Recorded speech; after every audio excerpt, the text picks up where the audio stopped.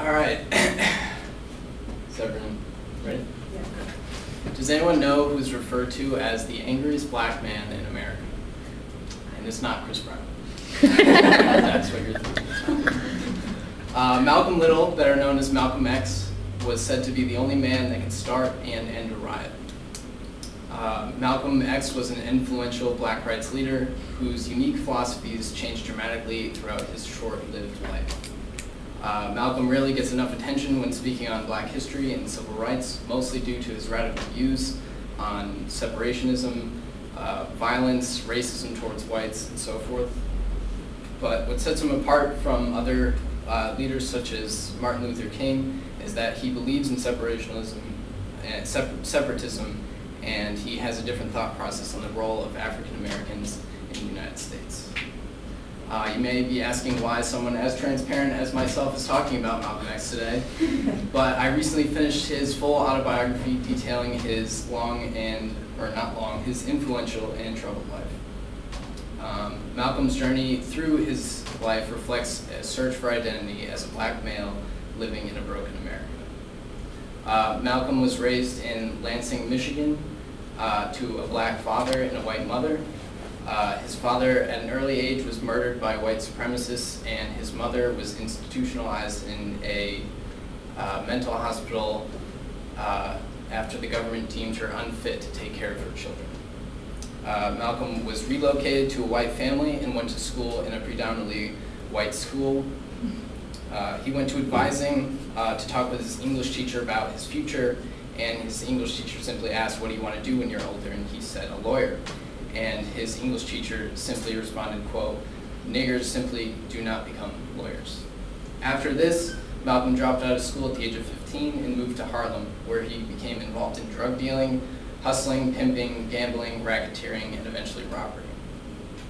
In 1946, he robbed an apartment of a wealthy white family and was arrested by police.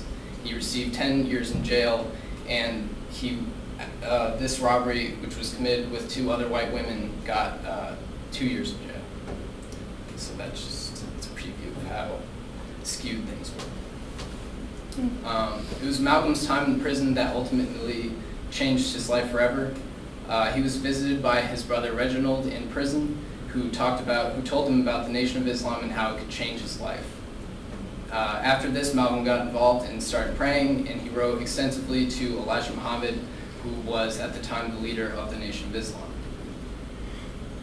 After he was released from prison, he visited Elijah Muhammad in Chicago, where he was named an assistant minister. He quickly rose through the ranks and became a full-time minister, setting up temples in Philadelphia, Harlem, Springfield, Hartford, Atlanta, and Boston. According to a speech that he gave at the University of California in Berkeley, Malcolm uses X in his name because Little was the name of his former slave master. The X stands as a variable of the unknown, because he never knew his real name. I have a quote from Malcolm that kind of just previews some of the animosity he holds towards whites in the book. This is from his autobiography. "Every time you see a white man, think about the devil you are seeing.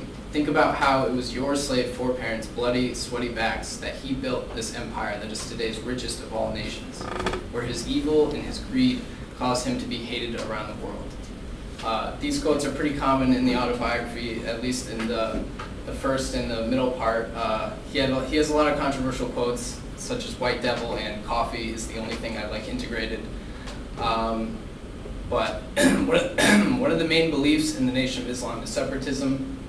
And Malcolm was actually very critical of Martin Luther King for being an integrationalist. He believed that Martin Luther King was kind of an Uncle Tom, which is essentially a black male or woman who kind of warms up to whites in order to get closer to them so he can integrate into their society and kind of lose sight of their black heritage and kind of integrate fully into white culture.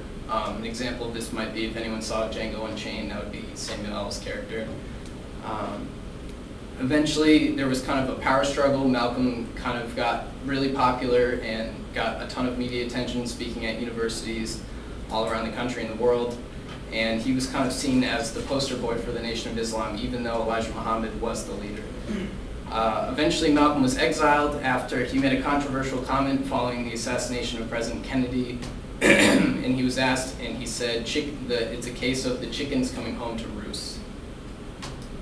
He was exiled after that, and it was at this point that Malcolm kind of got into this new search for identity, and he wasn't sure what he wanted to do.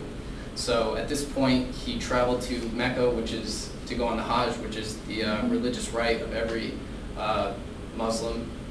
So he borrowed some money, went, and this is when his views towards whites started to change. On this pilgrimage, he met many white people that kind of saw, like, level-headed, you know, they saw everyone was on an even keel, essentially. They didn't look down on anyone. It was, you know, everyone was on an even playing field. He came back to America to preach these new beliefs, and but there was a lot of talk about him getting death threats from the Nation of Islam because they believed that he was trying to kind of take them down, and he was trying to start his own thing, which wasn't the case.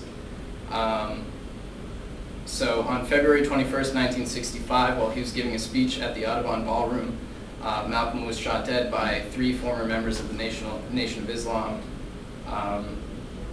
So he died shortly after that. Next Thursday marks the 48th anniversary of Malcolm X's death.